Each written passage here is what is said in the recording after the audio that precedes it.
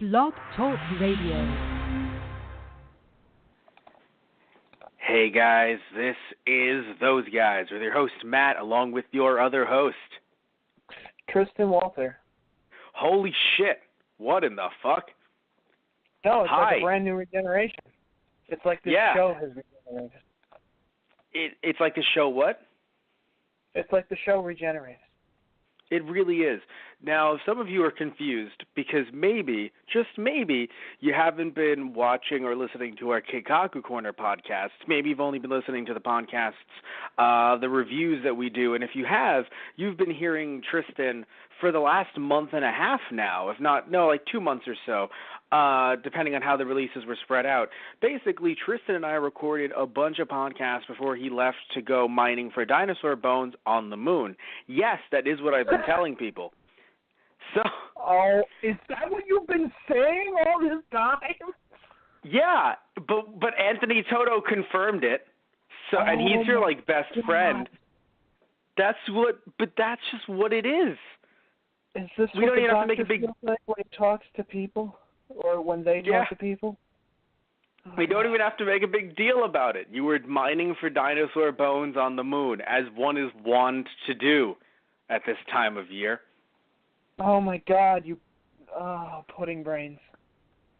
Anyway, so we are here for a Doctor Who Wednesday. We have not done this for a while, although I have been uploading our Doctor Who Wednesday episodes, our older ones, to our YouTube channel. So even then, some people might be like, oh, but you've been doing those weekly.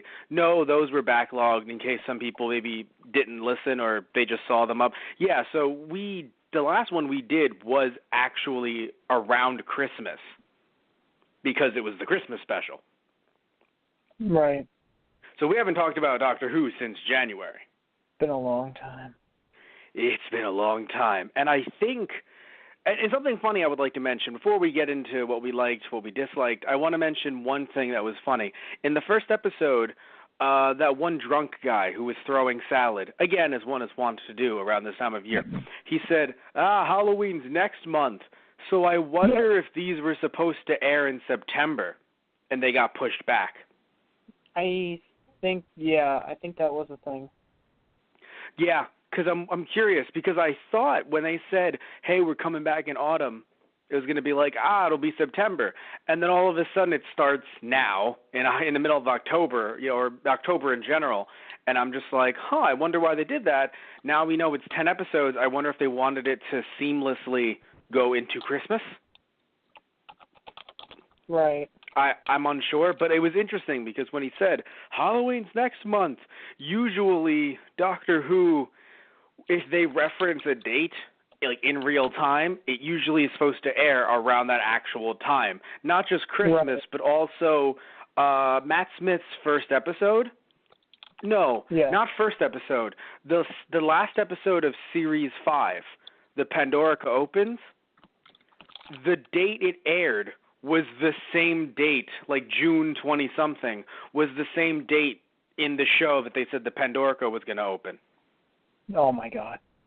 Yeah, no, so when I watched it live, I was like, oh, my God! My mind! Yeah, my like, human mind! Basically.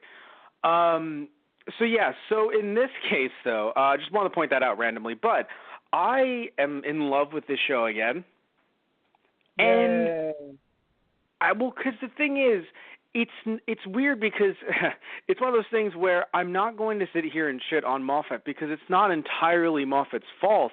It's just the fact that any head writer is going to have a few episodes that you're going to go, I don't know, right? Right, exactly. I mean, it happened with, even though I love when that guy who ends up being the actor who plays the governor in The Walking Dead, he became, quote-unquote, the Doctor by getting his memories.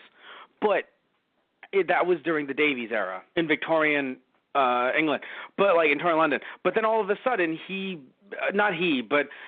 Davies writes in a giant fucking, it was like a giant Dalek. Not giant Dalek, a giant Cyberman. Yeah. And it's like, And Davies was like, I would have changed that, actually. Like, he came out saying that.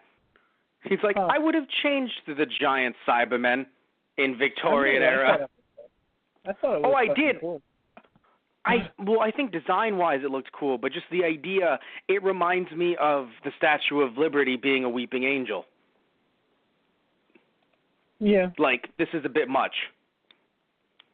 Yeah, although I have to say that freaked me the fuck out the first time I saw that.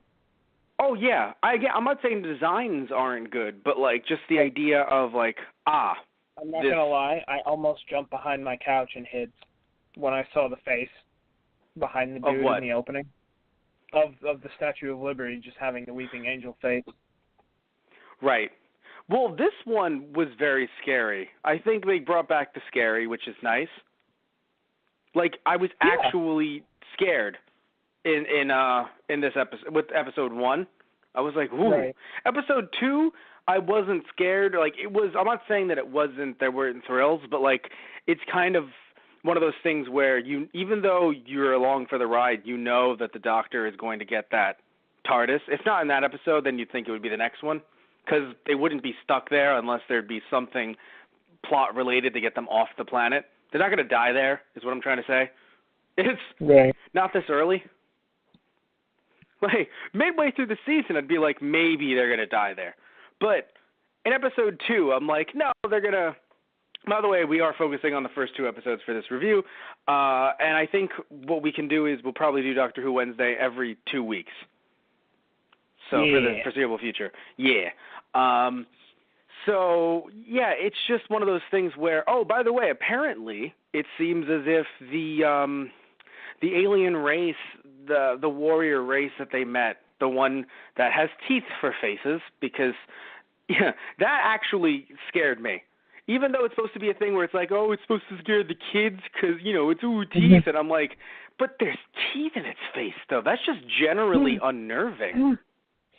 You're just like the crane guy. It has teeth on its face. I know, I saw.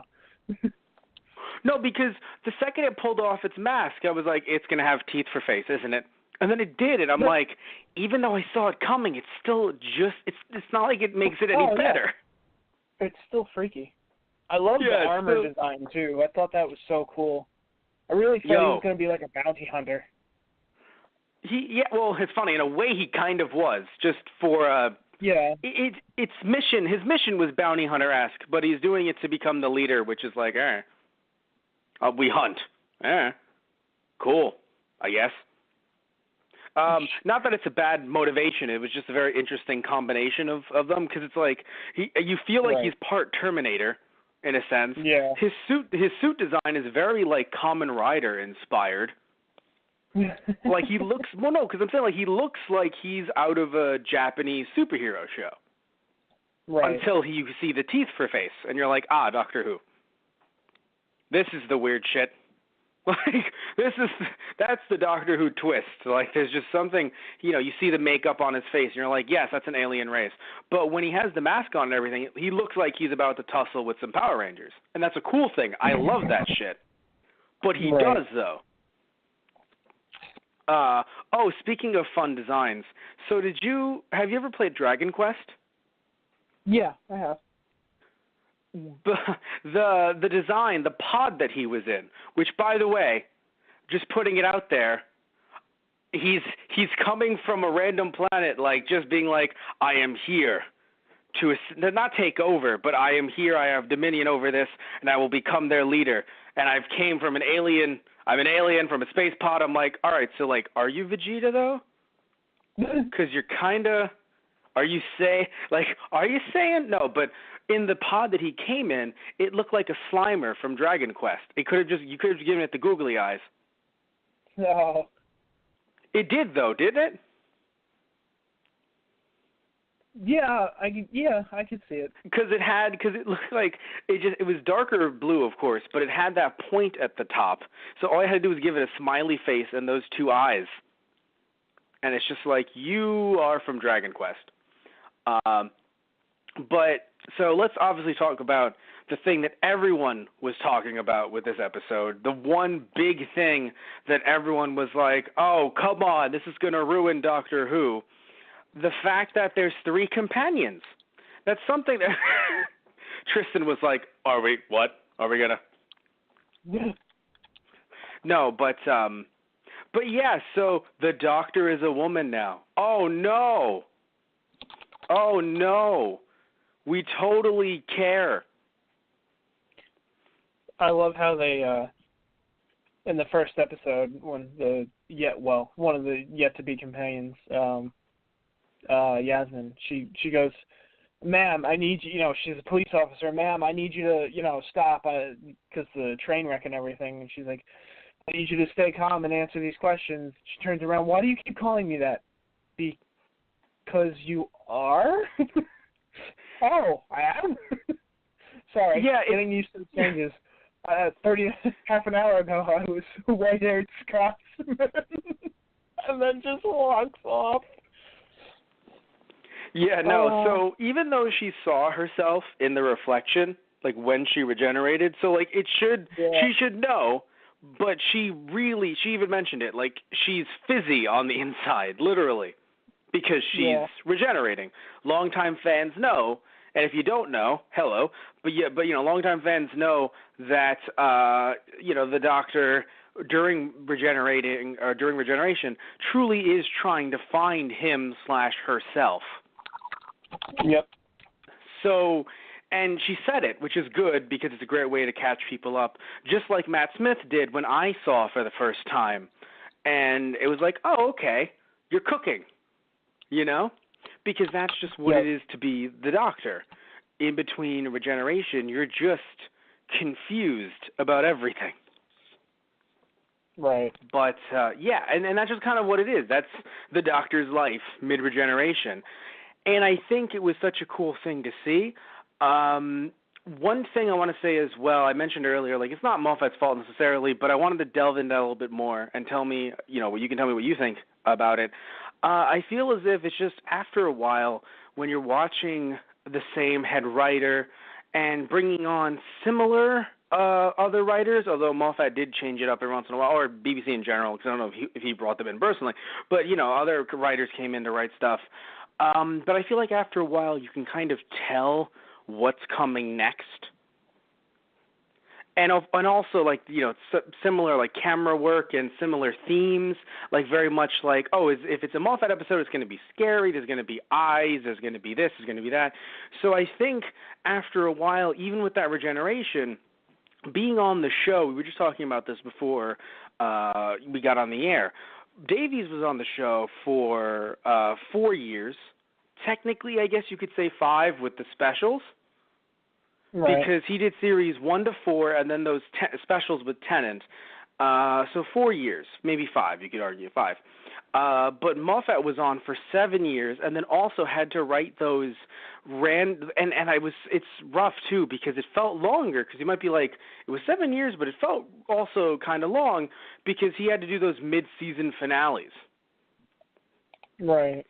So in series 6 and 7, I believe, it was only those 2, but it really hurt those 2 in a way, where he had to write it so that smack in the middle of like 6 or 7 episodes, he had to write it so it's like, oh no, Amy, your baby you're holding a jelly baby. Yeah. And then they had to continue from that 6 months later.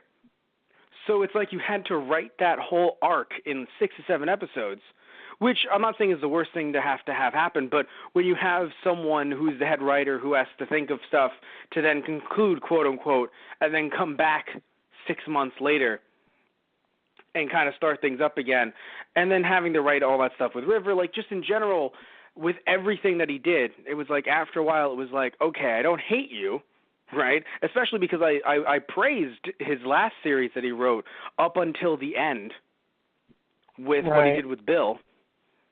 Yeah. Especially with what happened with Bill in the Christmas special then. I was like, why did Bill have to go the way she did then? Yeah. If you want her to say goodbye with Nardole at Christmas.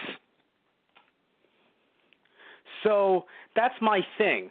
I think you know what? I think that's what I'll say. The one issue that I had with Moffat overall is the way he wrote companions.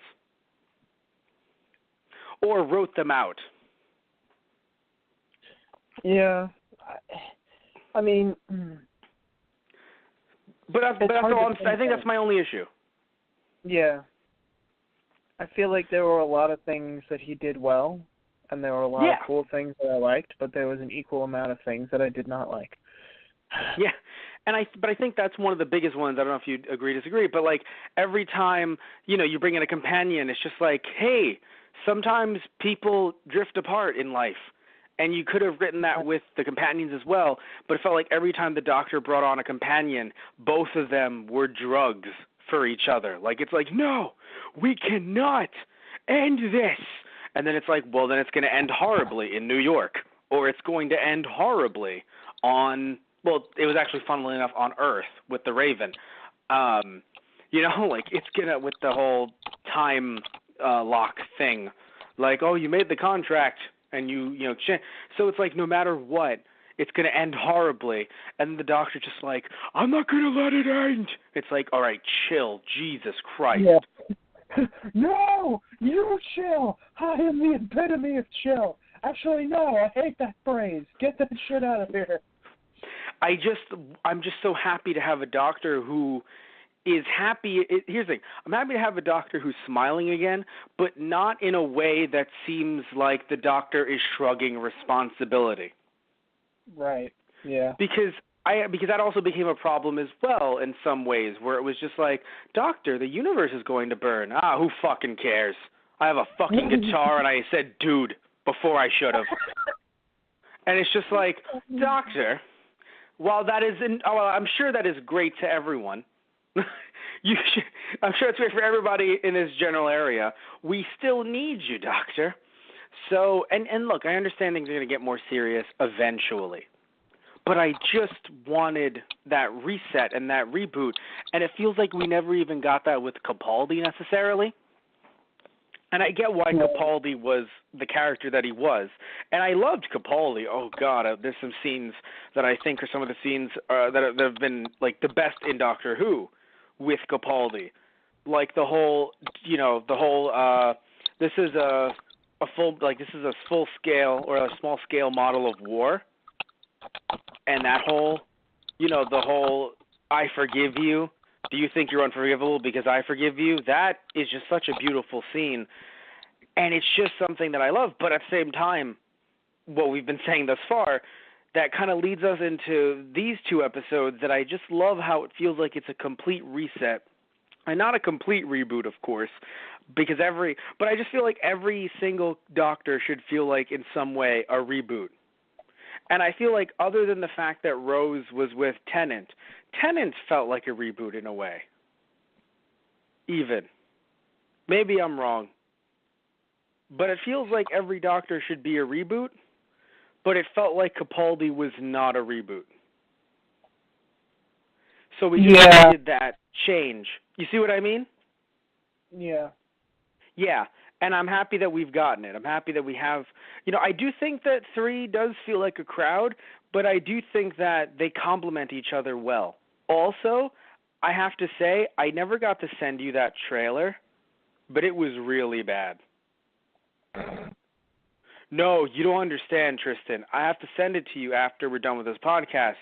It was a really bad trailer. Like this. For this season? Yes. It was the current one. I was like, oh, I have to send it to you, Tristan. It was really bad. I talked about it with Melissa on the podcast because we talked about the earlier teasers that were adequate. Right. But there was the most recent one that had like a pop song in there, and it was just a different tone. It just was not Doctor Who. And then I'm watching this, and even though things were different here, it was different in a good way. Like the new cameras, the fact that they had Ryan on YouTube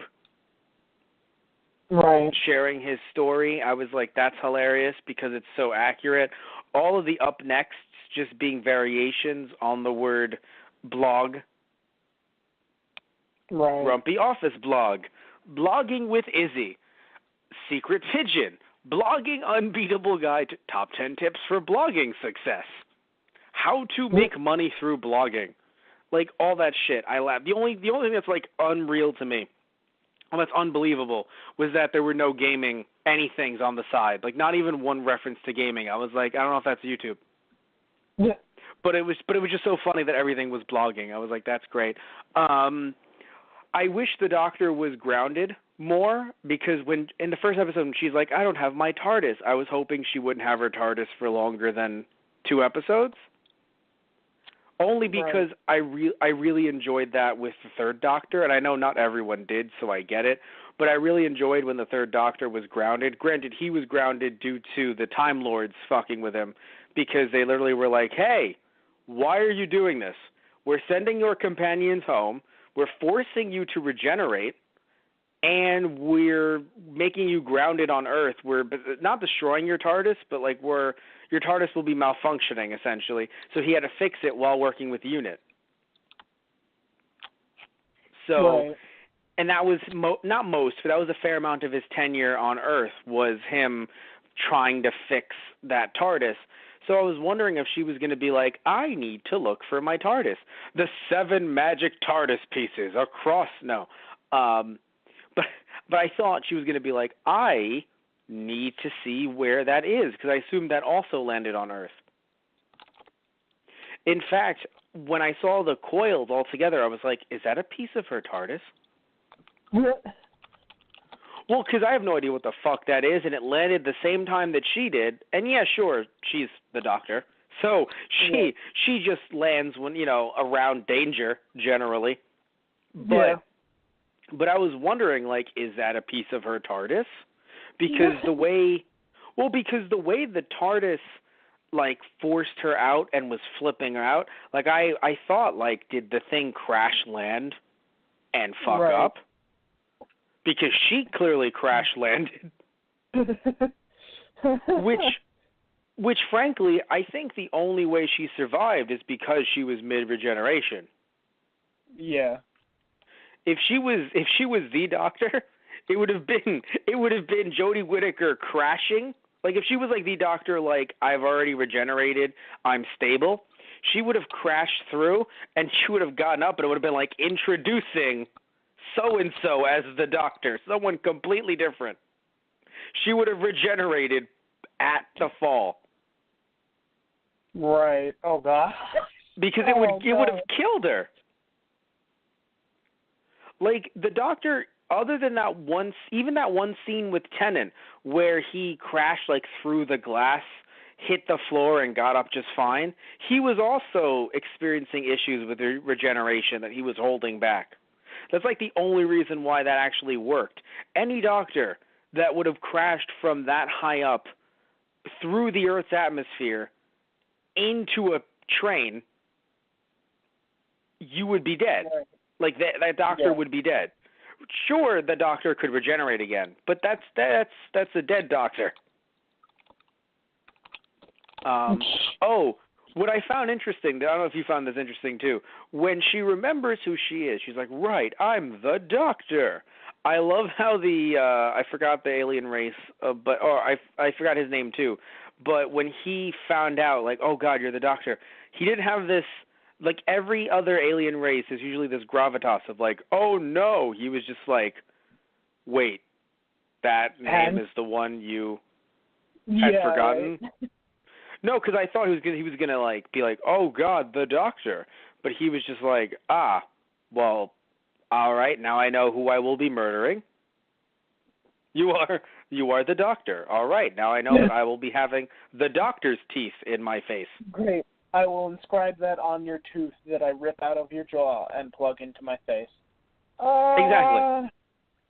How about Thank you. We don't? Yeah, how about we don't and say we didn't? So I have a question. Did you think that Nan was going to die? Because I didn't. That shocked the ever-loving hell out of me. Someone dying in Doctor Who? That shocked you? With everyone else who died, yeah. Which one? Nan. Oh, yeah. No, that was it. No, well, as soon as I heard her say, I got to run out there and stop it, my son or my grandson's in danger. We got to save him. I'm like, oh, you're not coming back. Oh God, please don't. You know what it is? The reason why I thought she was going to be okay is because I'm pretty sure Rose's mom had she wasn't like heroic like Nan, but like I feel like she's helped occasionally, and I never thought that Rose's mom was going to die. Yeah. Like, people all the time have, like, support systems at home that they come back to that are like, I'm so worried, where have you been? That I was like, we're going to have another one of those. And then she dies. And I'm like, right. Oh, no, but it's one of, like, oh, no, but she's going to be okay. Also, because I recently saw Deadpool 2, so I'm like, she's going to be like, oh, I'm not dead, actually, damn. Or the doctor's going to be like, I can give a little teensy-weensy bit of time energy. A little, like, I was just expecting something, and then all of a sudden it just cuts to the funeral, and I'm like, oh, I'm crying now. All right then, fucking hell, this sucks. Like, Jesus H. Christ. Yeah. Yeah, that was. I was not. I was not expecting that because I expected everyone else like. That guy, the one that was like, oh, my sister died, I was like, okay, so you're going to die. The guy tossing salad, I was like, all right, you're drunk, you're dead. You're going to die.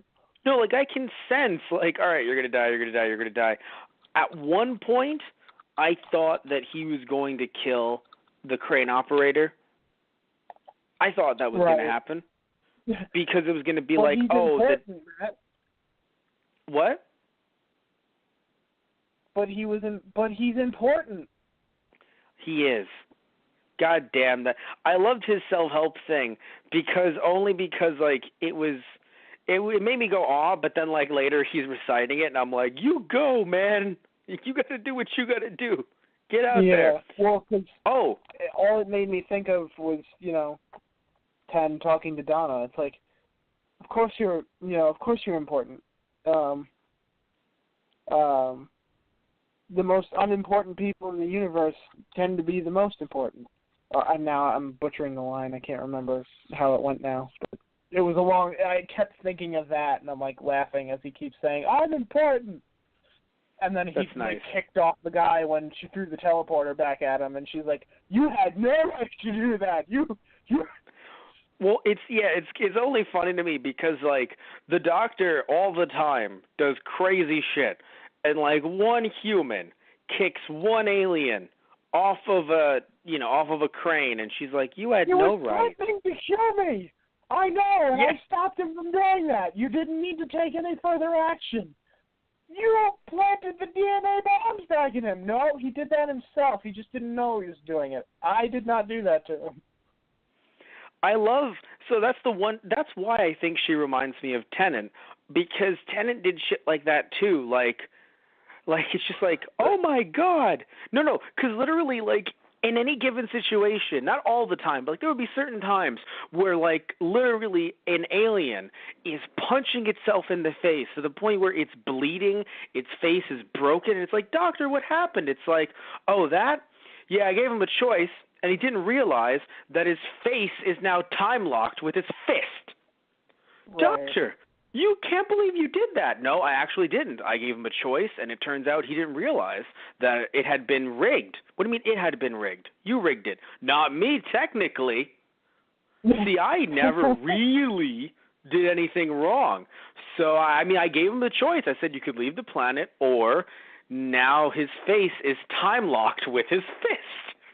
So he's just punching himself for eternity.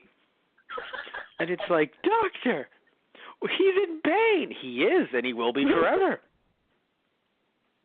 Like, do you remember The Family of Blood? Yeah. Oh, I love that one. That's what I'm saying. It's just The Family of Blood. Because it's just like, I gave him a choice. And it's like, oh my God, doctor! Jesus! Right. But anyway, back to this, though. So I love the cameras. Very odd thing to bring up out of it. But, like, it feels like the cameras are also, like, they went hard on the cameras. Like looking at last season to this season, it seems like, I mean, maybe it could just be a filtering thing, like they're just, you know, they have different people working on the colors and shit like that, but it does feel like they got brand new cameras. Am I wrong? Yeah, no, it felt like they kind of upped the effects and camera angles, although there were a lot of cuts, like back and forth, which, I mean, maybe that's just me, but I'm kind of not a fan of that, but... I like it because it feels different. Okay. Like, that's what I'm saying. Like, because I mentioned this, you know, earlier. Like, some people were like, "Oh, it's not Doctor Who," but for me, I feel like every new writer, like head writer, every new Doctor should feel like it's quote unquote not Doctor Who for a little bit. Yeah, well, I guess it becomes in the long run like their stamp, or like something that they brought that they did a little differently. Yeah. That's what I mean. Like, the cameras for Smith definitely felt like they were upgraded when you look at Tennant the year prior. Right. You know, like, it feels like anytime I think of the way something was shot for Doctor Who, even a little bit looking at from Eccleston to Tennant, there's differences as well. So I feel like everyone has their stamp or something is different. I mean, even with Capaldi, things got better, or at least different, camera-wise. So it's interesting that the colors, you know, the colors are a bit either not only darker, but I don't know, it feels like I'm watching this in HD. Right. It's strange to explain. So also, I will say some of the exterior shots were interesting. Like, normally when they would show a truck or something like that, they'd be real close. I know this is the first episode, so the budget would be higher than some later episodes, but they'd be real close with that car. But like the way they shot that guy driving with the pod, like back to the factory, you could see that they were clearly using like a helicopter, or they were on a building shooting at the car. And I was like, wow, like Doctor Who usually is like really close. Do you know what I mean? Yeah. Like, they never do like long exterior shots when it comes to vehicles. Like, if it's a CGI thing, yeah, of course, they'll show the scale of it.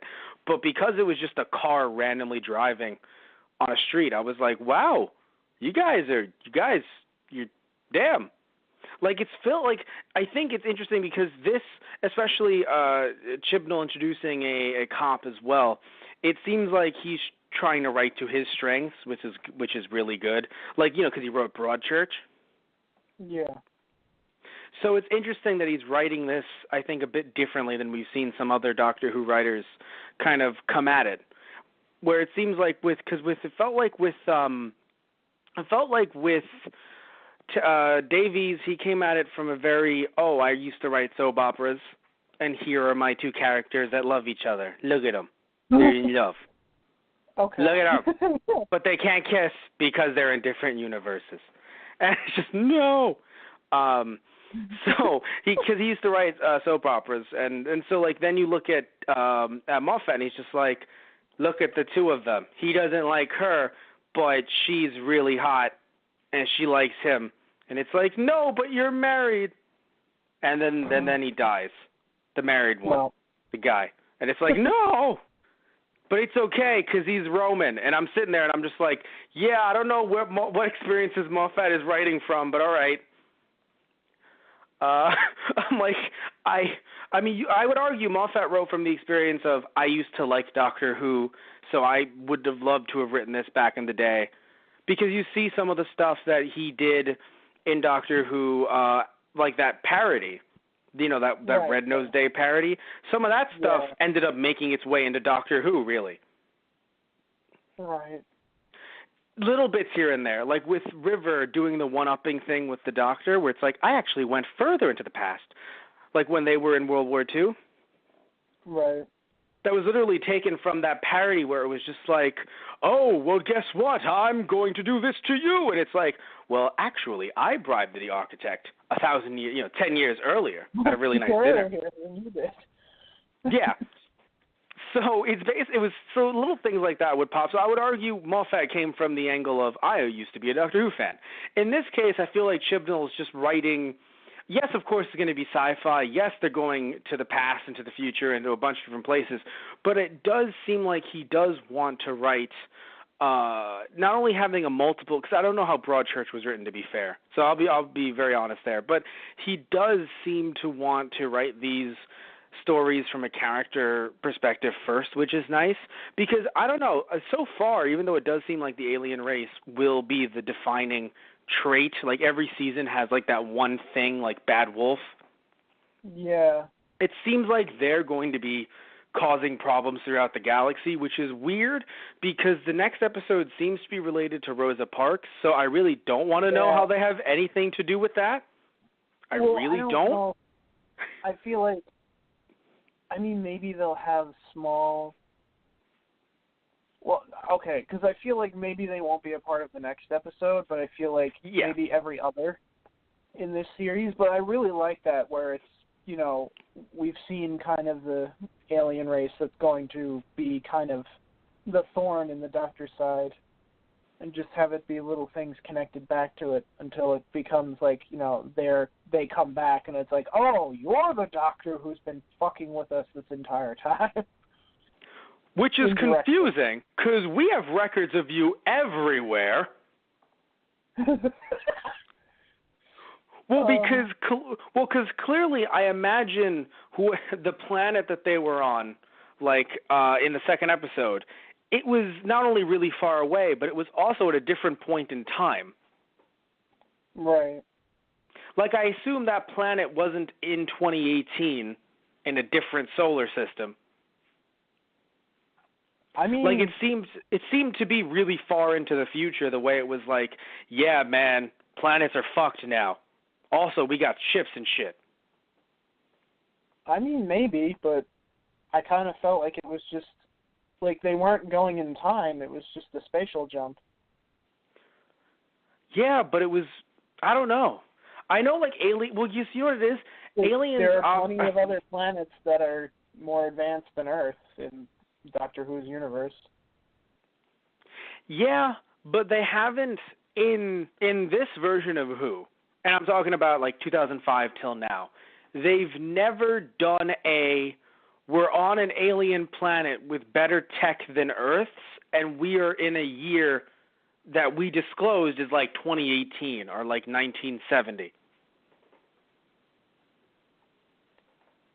Well, like, they may have done that. They may have done that in older Who, but they've never done that in recent Who. Now, I'm not saying that, like, Daleks don't show up and are like, we're going to murder you. Like, they totally do that. By the way, just like that. It's just like, yo, Daleks, chill, Jesus. Yeah. No, we're going to fucking murder you. Like, they do exist, obviously, but, like, they never really directly go, like, we're going to see humanoid aliens in a year that humans exist, like, in our time, us, like you, me. They'll say, oh, we're in the year 2057, and here's how the world has changed.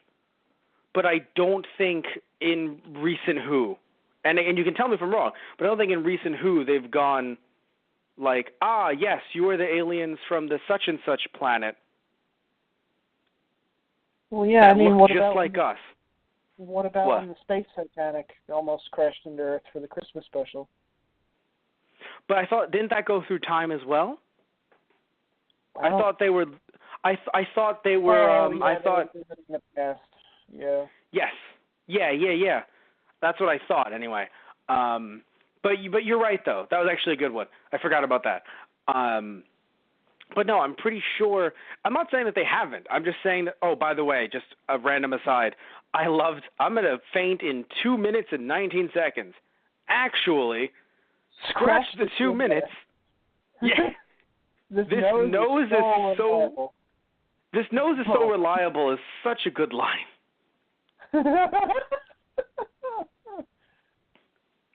Oh my God. Oh yeah. So another thing too, I think I really do enjoy.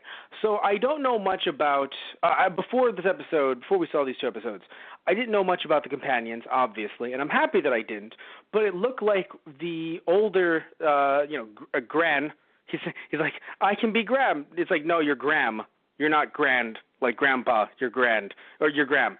So Graham, I thought he was going to be the crotchety old man that was like, who is this woman trying to, like I'm happy that he's not this crotchety old guy who's just like a woman trying to actually. Right, yeah, no. Well, because I don't think it was the teaser you and I saw, but there was another teaser who someone said, and I thought it was him, maybe it was someone else, or maybe it was in something that was cut, but someone said the phrase, who put her in charge? And then the 2 of them, I can't believe, Ryan and Yaz, were like, we did. Yeah. So in that trailer, it's like, who put her in charge? We did.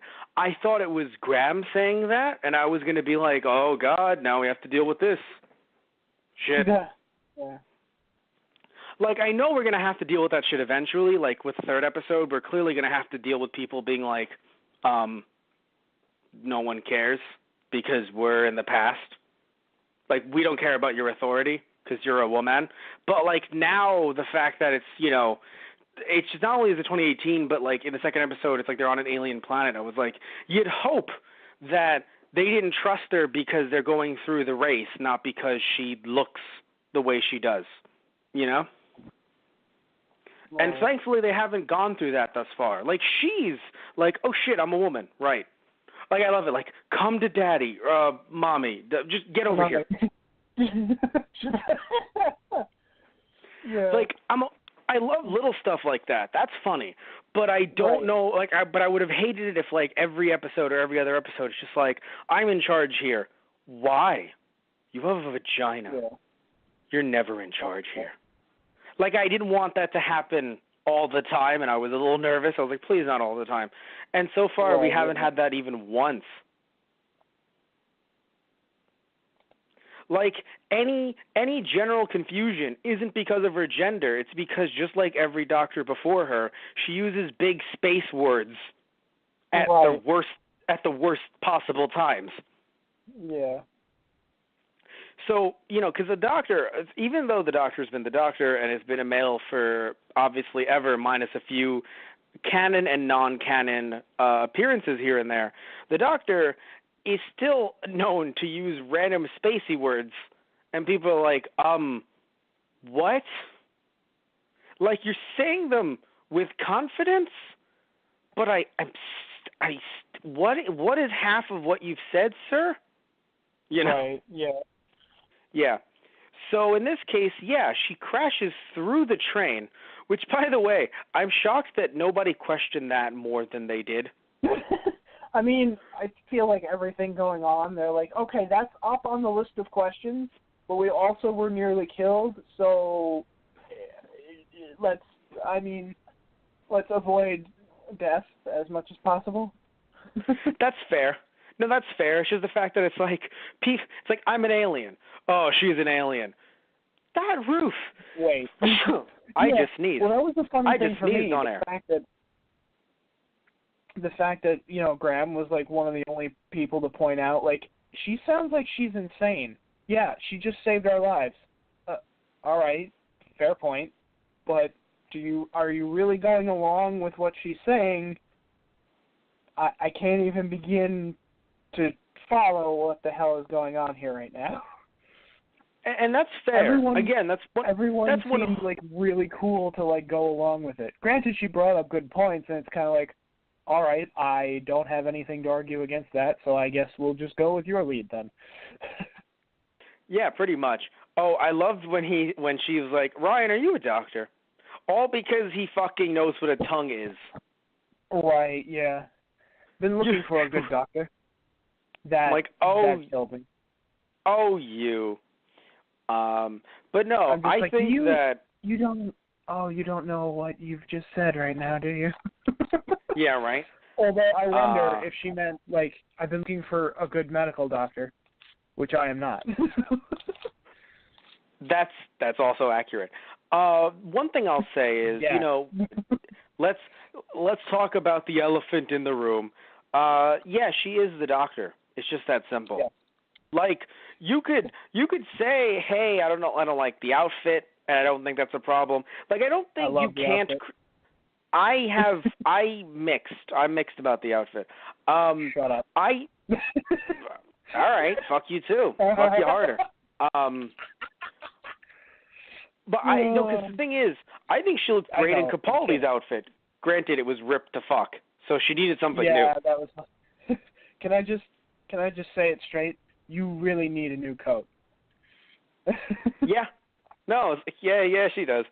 But no, my thing is this, right? I don't think you can't critique her performance. And anyone that tries to say, you can't even critique her performance nowadays, no, that's not the case whatsoever. But if you're sitting there and you're just like, she's not the doctor, she's the nurse, it's like, dude, that's not a critique on her fucking performance. Yeah, exactly. What do you it's not about Exactly. Critique the performance. If you want to say, like, oh, I don't know if she's found the role yet, I would disagree. But again, you could say that about any person who's been the doctor before. Like, I don't know if their first episode landed. All right. Like Capaldi's first episode, I don't know if that really landed for me. Right. Like his first ever episode as the doctor, like he was in a coma most of the time, which, yes, doctors are known to be in comas when they regenerate. It happens. It does. But it didn't really, I don't know, it didn't really sit well with me. And then the actual episode that he, I forgot what episode it was with Clara, the one with the clocks in the shop and everything, that one was a little iffy too. It wasn't the worst, it was just a little iffy. So this one, though, I think that she really is the doctor. She solidified herself as the doctor with the first and second episode. And, I will admit sometimes I do see her walking in, and I'm just like, and I'm like, oh, right, yes, she is the doctor. I fully admit that. But all she has to do is just say anything. And I'm like, this is the doctor talking. Yeah. Like, it's just her walking into a room that I have to, like, get used to. But, I mean, it's just any doctor that you have to get used to immediately. Like, I don't think anyone ever in the history of Doctor Who that I hear, and maybe it's just an online thing, immediately when they see a new doctor, they're just like, yeah, no, that's the doctor, totally. And they move on. Like, any doctor is met with, oh, right, I have to get used to this new person as the doctor. It's when someone says, nope, not a doctor because woman.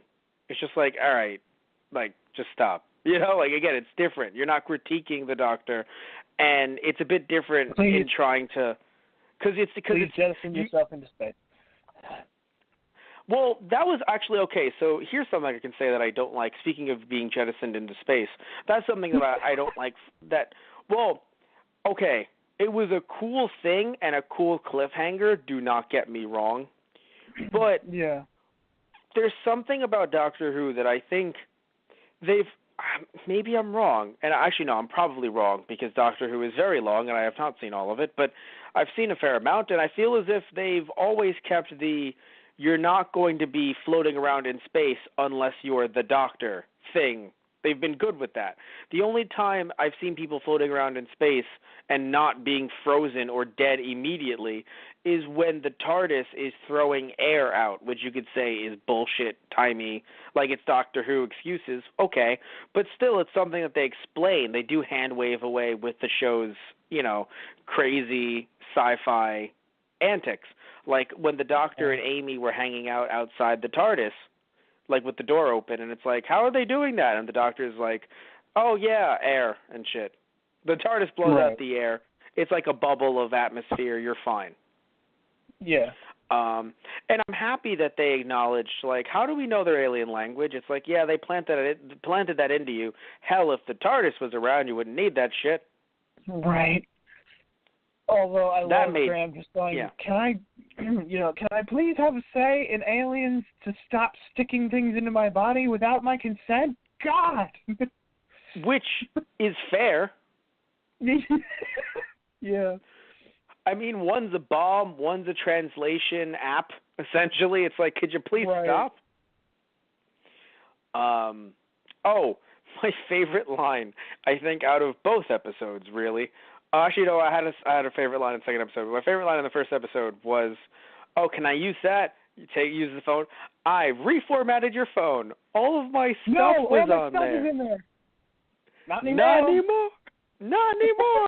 No, but in this happy-go-lucky way, like just not anymore. Why did it matter?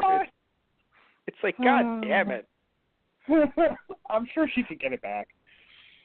Probably. You can go back in time. If I could put it on a Google Drive, you'll be fine.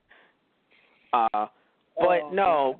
But yeah, so she is the Doctor. I truly believe that. You can just see it. Like, she just is the Doctor. It's just that simple. It's just that her outfit to me. By the way, her hoop for the hoop earring thing, like the ear to ear, like up to about. That's fucking awesome. That I love. But the outfit itself, when she first popped out with the outfit, I think it looks great. It's just one of those things where, I don't know, it just feels like it's something that I have to get used to. I don't know why. Because you know what it is, too? I think she would look badass in a suit. In a different suit, mind you. Again, it doesn't have to be Capaldi's, doesn't have to be Tennant's, doesn't have to be Smith's, but, like, she would look badass in a suit, too. Like, I'm happy that she's whimsical with what she's wearing. And also another thing, too, is that they even mentioned, like, Yasmin was like, so that's what you're going with. At least to acknowledge, like, she is mixing and matching a bit like Matt Smith did with the, with the overalls. Yeah. The suspenders. Because to be fair, he did have suspenders and a bow tie. Let's also be legit. Like, he did have suspenders and a bow tie, so we can't let that go past us. We must catch it. Well, nothing will go over my head. I will catch it. But yeah. So we should acknowledge that. But I don't know. Her outfit is something I have to get used to. But putting that aside, her demeanor as the Doctor, you just hear her talk, and I'm like, yeah, that's the Doctor. Just doing shit like the Doctor would. But the whole being in space thing, even though it's like, we scooped you up, it's like, but they really should have been dead. And I know it's like, Matt, it's a sci-fi show. It's Doctor Who. Why are you questioning? It's just because, like, they've shown over and over again. It's like, you're in space, you're dead. Yeah, I mean... It could have been a split-second thing, sure. Like, literally the second they were thrown in, they were scooped up. It was a few seconds. No, like a split second. Yeah, where... like, we saw it for a few seconds, but, like, in there... Yeah. Yeah, they were on the table, and they were kind of being revitalized, so... Yeah, I know. It's just like in my, you know how it is. It's like we've grown accustomed to, oh yeah, every cell in my body is regenerating. Is that weird? Why is that supposed to be weird? Like, we can be like, no, it's normal, of course. But the whole, you're in space and you didn't immediately freeze into icicles or whatever's supposed to actually happen in space. I don't know if that's legit what's supposed to happen because I've never been frozen in space before. Nor have we ever jettisoned someone out to try it because, dear fucking God. So we only see that in media and stuff like that. But like, we assume you would immediately be frozen and you can't breathe. Your eyeballs would pop out of your sockets. Right. But they were just in space, and I was like, it was a great cliffhanger. Don't get me wrong, but I was kind of like, oh no. I thought the TARDIS was going to materialize right there. Like, actually, you're good, thank God. But that is not what happened. Oh, question about the TARDIS. How do you feel about the inside of the TARDIS? I think it's cool. I think it's cool, but I think it's cool, but I think it's too small. Like, maybe it's just the way they filmed it, but it looked like because there's no upper deck, it looks like everyone is really, really, really tall and like a Hobbit home. It's the Hobbit TARDIS. That's what it looks like to me, and maybe it's just the angle, but I think the way the arches were too closed in, so you're never going to really get a good, like, shot out of it unless you're really close. Right. Also, maybe it's because there were like 4 people in there. Like maybe if the Doctor next series, like skims down on companions, hopefully leaves them on Earth to be fucking happy.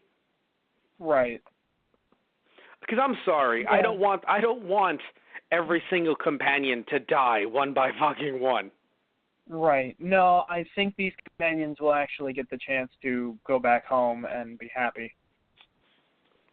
That's all I've ever wanted. Lost the grandmother. Yeah, no, like we already lost the grandma, and I'm just fine with them just going back to Earth and just being happy. Also, it's nice that they went to a different area of the UK.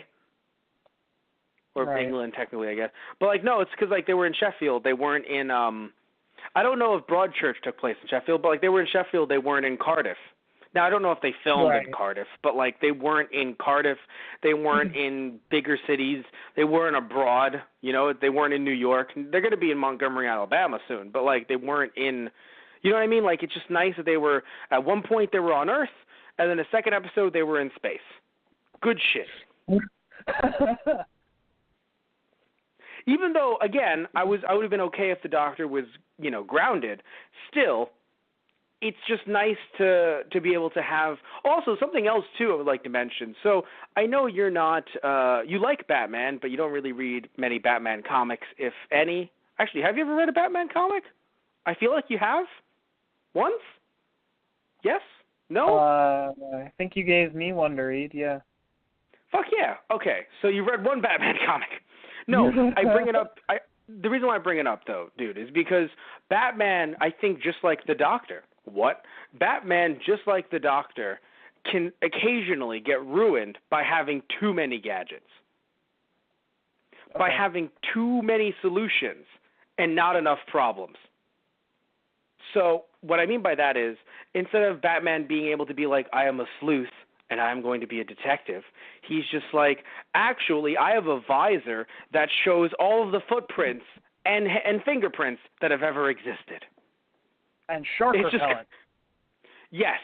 Like, literally, it's just like, it goes from, oh no, who did it, Batman? Beep. Actually, I know exactly who did it, because I fucking monitor you. I am the police state. Like, thanks, Batman. That's not terrifying. Don't worry about it. Don't worry. So I only use my powers for good, not evil. Yeah, I use my powers for good, usually. So. And by that, I mean I don't use my powers for big government. Exactly. So in this case with the Doctor, it feels similar, where it's like, until she made her own screwdriver, it was kind of like, oh, yeah, I don't have my fix-me button. Right. Because that's how the Doctor uses the screwdriver most of the time, Like, literally, even though, yes, there are some doors that are, like, superly-duperly locked and you don't know the fucking passcode, what are you going to do? Yes, I understand that does happen in her line of work. Being the Doctor in space, you might need an open the door button every once in a while, but it does get to the point where literally you're using it to open doors. Like, it's everything. It is opening doors. It is shutting off your computer bob. It is turning off your homing system. Oh, your gun? Boom. I hit the sonic screwdriver. Now you don't have a gun. In fact, if I wanted it, even though I'm not going to use it because I'm the Doctor, now I have a gun. See, just from that push of that button. Ha-ha. I have a screwdriver. Like, it becomes her everything. Just like how Batman's tech becomes his everything, and everyone says, just like the whole prep time thing, where it's like, oh, could Batman beat Godzilla? Well, how much prep time does he have? Shut the fuck up. Like, it's Godzilla. Yeah, but how much prep time does he have? Because if he gets enough prep time, Batman can beat Godzilla. And it's like, please stop. Yeah. You see what I mean? It's like, and you would think, you're like, is he going to build, like, a Batman mecha Godzilla? No, he'll just have Godzilla repellent or something else. It's just like, oh, God. And I love Batman. This is coming from someone who loves Batman. But he can get sometimes way too many gadgets, and it can kind of override a story. Right. So in this case, I was actually happy that she went through a fair amount of the first episode without a sonic screwdriver, and even when she had one, it came down to wit and to determination to try to stop this guy. Not necessarily, a sonic screwdriver in and of itself. Like she didn't have to just push a few buttons and everything was saved. She actually had to think about it in advance. Like, I have to attach the bombs to this thing that when the coils, and when he gets his info from it, boom, he now has bombs implanted in him, and he's such a fucking idiot that he's not even going to notice. So that's the thing. This episode required, granted, you could say that it was a cop-out if you want to, whatever, but I'm saying that, it's just that I don't think her screwdriver solved everything. No. Also, I'm happy that it took her so long to get it. Same thing with the TARDIS. Even though I wish she was grounded longer, having it gone for 2 episodes is actually a really nice change of pace. Right. So, yeah. Yeah, I thought it was really cool that she actually built her own screwdriver. Like, she was looking, it's like, pockets. I need to put something in these pockets. That was great, too. Yeah. But, she actually took, scrap metal and shit from there, and she made a new screwdriver. A new sonic Swiss Army knife. Yes. I don't like the design, but I love the idea and the concept of the Doctor making a screwdriver out of nothing. Only metal that's available in Sheffield. That's a beautiful idea, but I do not like the design. I thought it was weird at first, but, looking at it now, I really like it. Yeah, I think, why I think it's weird? I think it's way too phallic. And it's funny because it's like, Matt, every screwdriver is phallic in its own way. And I'm not saying, every sonic screwdriver. And I'm not saying that they're not. I'm just saying that, it has a weird curvature to it. Yeah. That it looks... How do I explain this? How do I... I have to say... Tristan, are you sitting down? Yes. All right, could you stand up and sit down again? We need to have a talk. Okay. It looks like... Do you remember when you told me that some friends of ours were trying to fuck with you, and they were showing you adult toys? I don't like where this is going. They were showing you certain toys that looked like they were that actually were taken from different horror movie characters.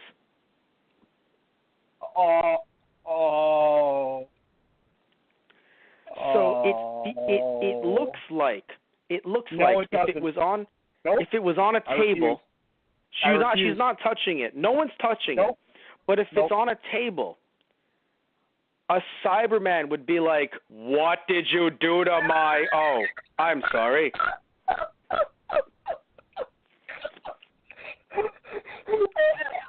That's what it feels like to me. Is that the new upgrade? Jesus tell me Christ. It's not the new upgrade. I would also like to say, please tell me it is not the new upgrade. This is the Dalek chiming in. I would like to... Just K9, I would also like to chime in. Please, not an upgrade. K9 flies away. But yeah, that's how I feel. Now, is it the worst design ever? No, because again, I would argue every screwdriver is phallic and funny in that way, in some way or another, with all the doohickeys and gadgets and stuff like that. So I'm not going to say that this one takes the cake or it's the worst or anything like that. Again, I love the concept of she has to make a screwdriver out of, whatever's in the area.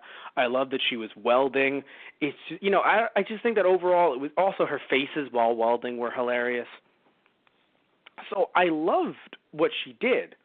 It's just the design that whoever came up with it, it feels odd.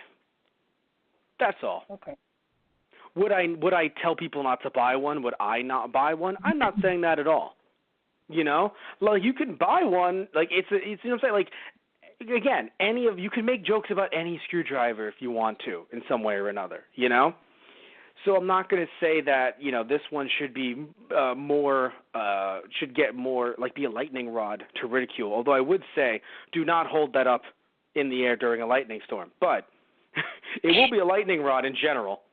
But yeah. Oh, by the way, when the doctor, moving on, really trying to just make a hard left on this thing, when the doctor gave Graham the sunglasses, did you think they were going to be broken Sonic or no? No. Not like actual working Sonic, but no, because when she's like, oh yeah, I have sunglasses, I'm like, well, first of all, I was like, I thought you had nothing in your pockets, doctor. Yeah, well, she said something about it was either from this or Pythagoras. It's like, Pythagoras didn't wear shades when he didn't. And then talks about never seeing him hungover, and I was like, that's funny. You should have seen him hungover. Yeah. Oh, my favorite line, actually. That's not my favorite line from the second episode. My favorite line from the second episode was when Ryan was like, I've been training for this. Call of Duty. And because he puts the gun on his arm. Yeah. Then he goes out. He shoots them all. Like he's like, yeah. And then notices they all get up, and he runs in screaming. I don't know how to reload. But it was you know why I liked it, though? It was a beautiful moment because it not only teaches the kids that are watching, because we have to acknowledge, yes, there are kids watching this. It's not just the kids that are watching, but it also teaches us, like, why the doctor says, hey, don't use guns. Because, to be fair, it does seem like in that situation a gun would have helped. Right. No, it really did, though, because it's like, wait, why don't you use your laser guns? It's like, because they're not going to, like, their tech isn't going to be used against them as like, oh, you got hit with one shot, I guess you're dead. Like, what? That's a really weird, like, that would be a really weird thing if it's just like, you know, oh, yeah, we're building these death bots to guard the area, and, yeah, they get taken out with one shot. Like, those are really shit death bots. Like, how are they fucking guarding anything? You know? So I was very happy that they kind of showed that off. Like, you want to shoot him with guns? Fine. Be an idiot. And then he comes running back in, and it's like, you made it worse? Yes. Yes, I did. I told you. But, I forgot to send this to you in time, and I really wish I did.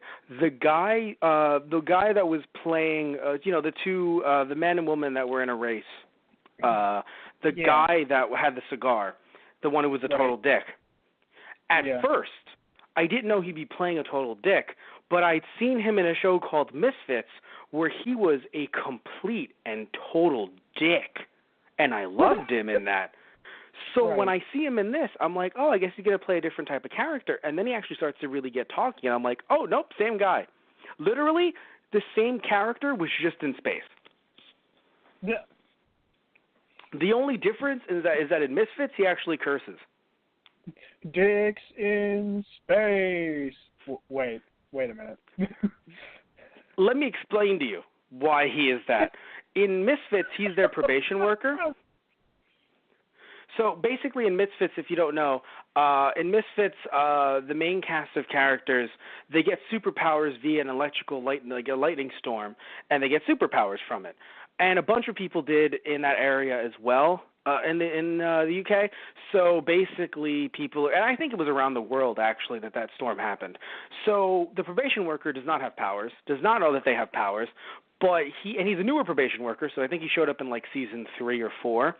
And he just is like, I think his dad was like military, so he's like a tough as nails, no nonsense, does not take any shit kind of guy. So like he'll see them like maybe not working to their hardest, and he's just like calls them into the office, and it's just like, like someone will talk to him like, was there a problem? And he's like, the problem is that if you don't do what you're supposed to be doing here, I'm going to bend you over this desk and fuck you so hard in the ass that me cum will be coming out of your mouth, and then I'll make you clean it up off my desk.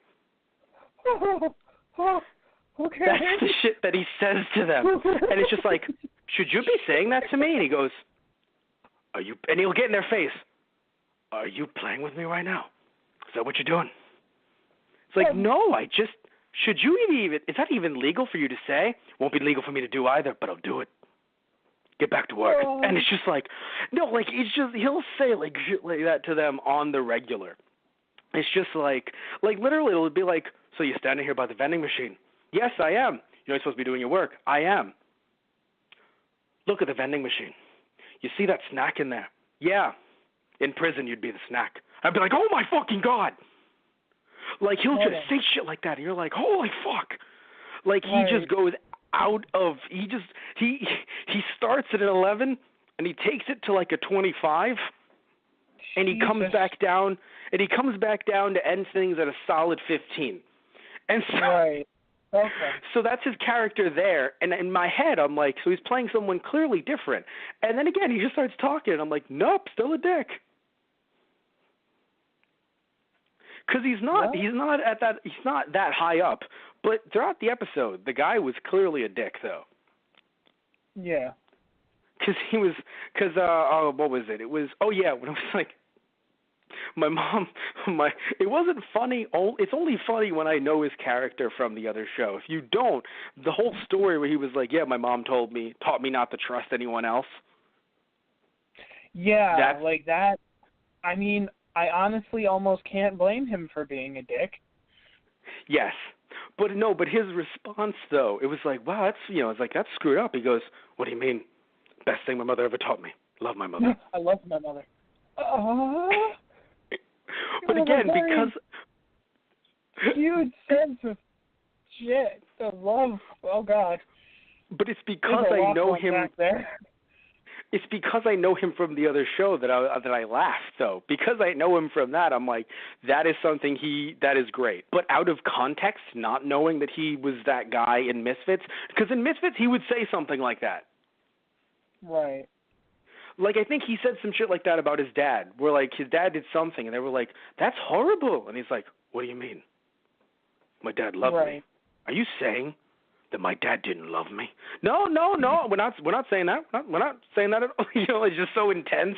So just the way that he was just like, love my mother. I was like, God damn, that's hilarious. But one thing too, I want to say something on the side, because earlier we talked about how it felt like the suit for the alien race, the guy from the he was going to be their leader, quote unquote. It looked like very much like a Kamen Rider thing. Their outfits in the second episode, the two that were racing to try to get the prize, it looked very much Toku inspired as well. I don't know, maybe it's because I haven't seen Doctor Who in a while, so we haven't seen alien, or not aliens necessarily, but like outfits from people traveling in like different spaceships and shit like that. But it looked like something out of Ultraman. And I've showed you some Ultraman here and there. But didn't the outfits look like something out of Ultraman, not necessarily out of like a Star Trek or a Star Wars? Yeah, it was interesting. Yeah. The jackets mostly. Like, it felt like they were...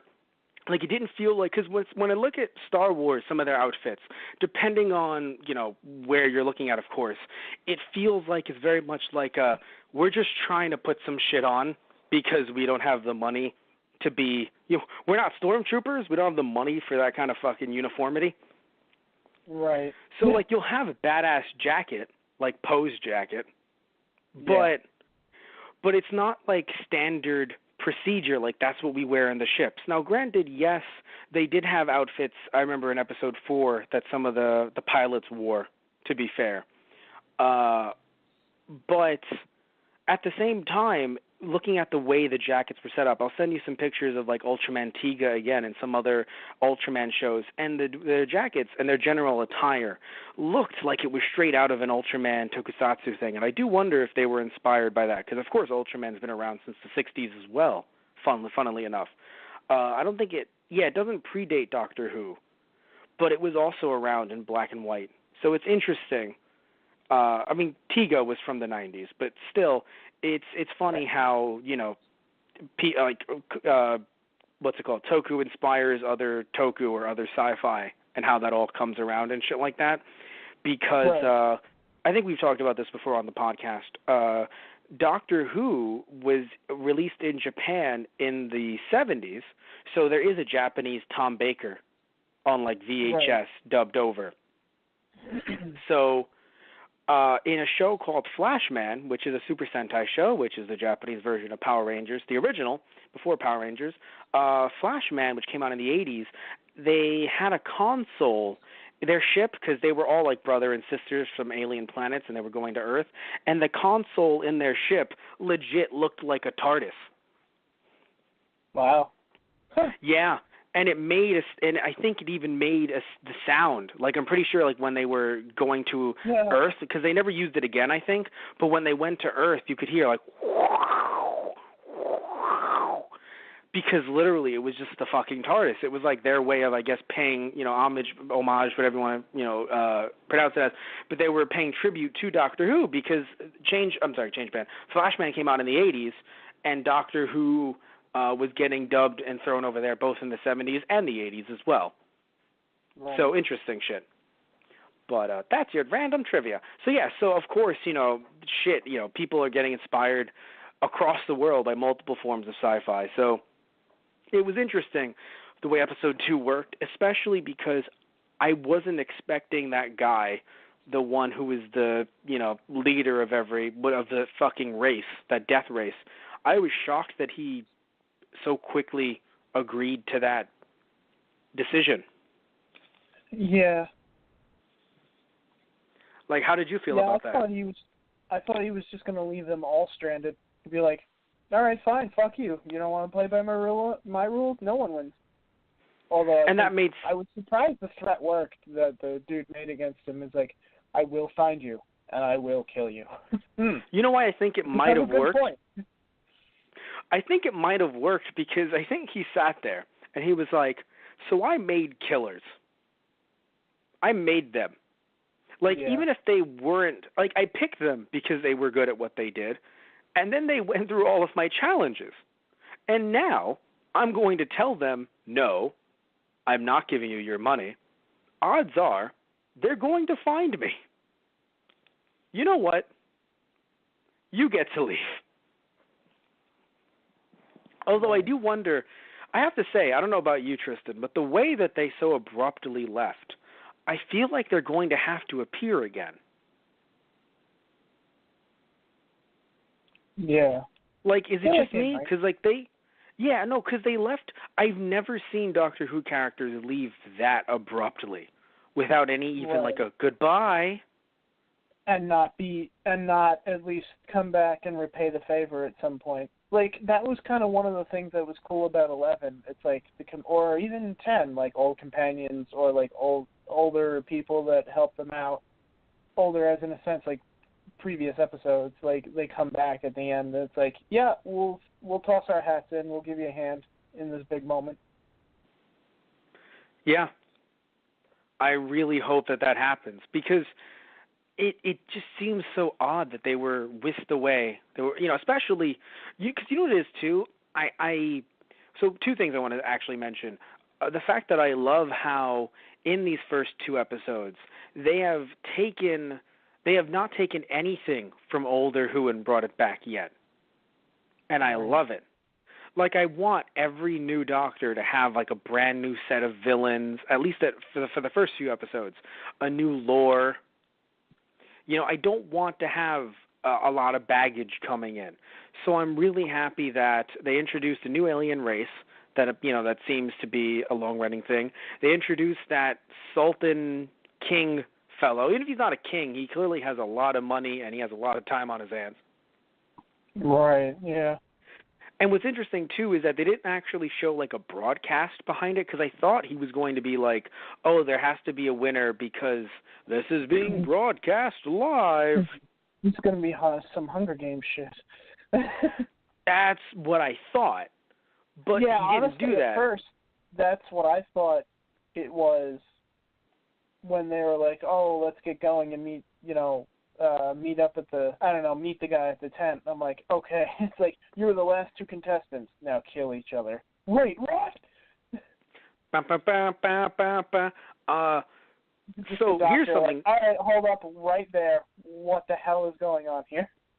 Yeah, what I thought, and maybe, I don't know, maybe it's just me, I thought because I am a huge fan of the original Planet of the Apes, I, for some odd reason, thought that there was going to be another kind of, putting aside Planet of the Apes for a second and putting in Doctor Who, I thought it was going to be another one of those, did we jump to the end of everything again? God damn it.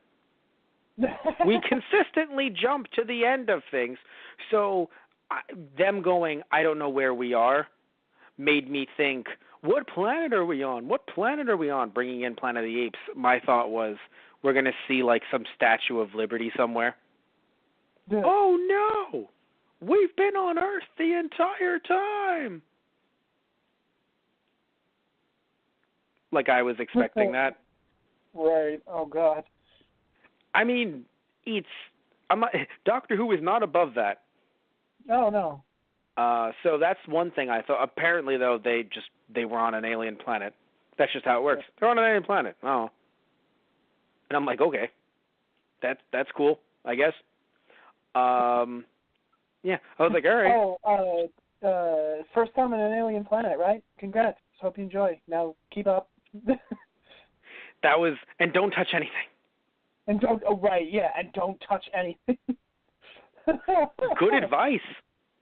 Yeah, no, I love how this doctor is is back to the idea of being concerned for people's safety and well-being, and not just in the sense of you're too stupid to look after yourself, so I'm not going to warn you about anything anyway because you're just going to do it anyway. But what I love is there's a little bit of Capaldi there. At least during the regeneration cycle, when she was like, no, actually not even, the regeneration cycle was over, but at the end of the first episode, she's just like, I'm almost going to miss you. And I'm like, wow. Yeah, that one kind of felt like it came out of nowhere. I was like, oh, damn. like I was like, Jesus. I love the Venetian martial art thing. The technique where she's just like, it's paralysis, and also technically, again, that Tennant coming in, it is paralysis, but also technically not harming you. Completely it's like, thank you, Tennant. Thank you, Tennant. Should I let go? Yeah. Oh, so here's something funny. I don't think it's an actual reference to it, but the shirt that Yasmin was wearing, the star shirt, it looks like the star from Steven Universe. Right. So I don't know if that's an actual reference to Steven Universe, but like it's just really cute because it made me think of Steven Universe. So just a random aside. Nice. Oh yeah, So how did you, when hearing about the actual, like what the planet actually is, which the planet was, like it was essentially not even terraformed, it was just designed by the inhabitants, by the scientists of that planet. Tested on to the point of complete annihilation. Yeah. Right. It's weird because the reason why I thought it would be related to Earth is because I thought it was going to be a global warming or climate change or something like that. Like I thought it was going to be a reference to that, but no, just an alien planet came in to conquer it, and they were like, "Hey, guess what? You have to work for us now and make this planet a death trap." We don't know why. I mean, maybe I would imagine the prince guy, I don't know, like whoever he is, he paid the money. So I guess you could say it's, that maybe is the message, like an anti-capitalist theme, perhaps. I guess we'll find out in later episodes because clearly this alien race, and I assume he, are not going away because it would be very odd to introduce a character like him and just have him fuck off and never show him again. Yeah. He seems like he's too... I'm sure we'll get to that point. I'm sure we'll get a global warming episode at some point. Definitely. Oh, yeah, of course. I mean, we had one before. We've had episodes like that before. So there's going to be 10 episodes this series, right? That's confirmed? I think so. I'm only saying it because we're going to have to move through these quickly. Not you and I, but, like, the plot. Which is not a bad thing. I'm just saying that, like, things are going to have to move a little bit quicker than usual. You know? Right. Like, I'm saying, like, this guy is going to return a lot quicker than he usually would if he does return this season or series. But, so I think my question is, and this is a very serious question, Tristan Walter, who amongst them is the master? It has to be one of them. Who amongst them is the master? I'm thinking it's Nan. I'm thinking they're just going to fucking throw a curveball, and Nan is going to be, they're going to be like, Nan, like, Doctor, you didn't say that we went back in time. We didn't. Nan's just going to be the fucking Doctor. The master. He's going to rip off the mask. It's going to be fucking Simmons again. He was the master with Tennant. Yeah. He's just going to rip it off, be like, surprise! Be like, oh, God, again. It's going to be like, wait a minute, were you always Nan? Always. It's like, we were married for 3 years, and a good 3 years it was. Oh, my God. Oh, my, like, literally, it's like, oh, my God. That would be horrifying. It would be horrifying in every sense of the word. Yes. But, so which episode did you like more? I think the first one. Even though I love that the Doctor's in space again, I think the first one was the best for me. And it sucks, too, because I really loved all of the actors who appeared in the second episode. I can't remember their names right now, but I enjoyed them. But I think the first one, because it just felt so fresh. Yeah. All right, so we are in agreement. Blood Pact. Yeah. I mean, because it's hard for me to choose between both of them, but I guess that's a good point. Like, I guess the first one, if I had to absolutely choose, because I love both episodes. Yeah, like, same. I'm so looking forward to this season. I cannot contain myself. Like, yes, and even though the Doctor, the companions are really cool and solid so far. It's really nice. It's nice. Not only do I enjoy her, it really is nice to have that fresh take. And also, even though I do enjoy her as the Doctor, of course, what I also enjoy is how, even though I hated that Nan had to, that she died, I hated that she had, quote unquote, had to die. I really don't like that. But I do like that sense of grief kind of pushing these characters forward, because it would have been odd. Like, Nan, if she was part of the team, or either she wouldn't be part of the team, which would kind of feel a little odd, because then she'd be a character calling in all the time, or she'd be so happy-go-lucky that it would kind of take away other characters from being able to be that kind of character at times, trying to be positive energy, because she was super-duper positive and outgoing. Right. So I feel like I hate that she died, but I do like that we can see these people kind of come together through that tragedy, especially having Graham and Ryan come together, because that's something that's very interesting, where even though he didn't hate Graham, they never seemed to really accept each other. Or at least Graham was like, yeah, I'll consider you my grandson, and he's like, actually, no. So that'll be interesting to see. But either way, I think we're going to wrap things up. Are you good? Yeah, I think so. All right then. So I want to thank you all so much for listening in. I can't wait for more episodes of this series. I can't wait to see where we go with this, and I really want to see some more alien races. So I want to see what's going to happen, because it's going to be very interesting. We heard that Chibnall wants to make this more educational, the show a bit more educational, and so we're going back to Montgomery, Alabama next episode for Rosa Parks type thing. So I want to see how aliens are involved in that, actually. Yeah. Like, I'm kind of curious. I'm actually really excited for the next episode. I want to see how aliens get involved in this. It's going to be really Same. It's going to be very interesting. All right, so thank you all so much. Love you all. Take care, and tune in next time for another episode of Doctor Who Wednesday. All right, guys, so see ya. See you, everybody.